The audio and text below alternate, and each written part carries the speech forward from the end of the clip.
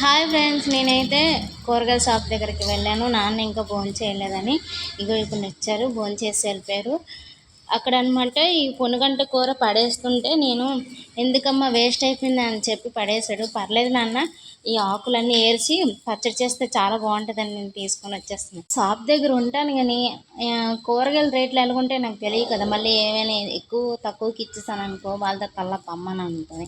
అందుకే ఈసారి అయితే పర్లేదు, కొంచెము లైట్గా 250 అయితే అమ్మాను ఇప్పటి వరకు అయితే పర్వాలేదు. ఆకులు ఏరడం ఎంత కష్టమో నేను ఇప్పటికొచ్చి ఒక కట్ట ఏరాను, ఇంకా ఏరలేదు.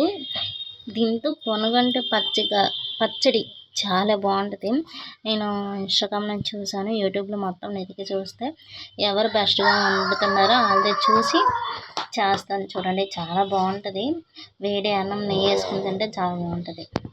మనకి ఎప్పటికీ తెలియదు అంటే అది ఎప్పటికీ తెలియదు, తెలుసుకుంటేనే అన్నీ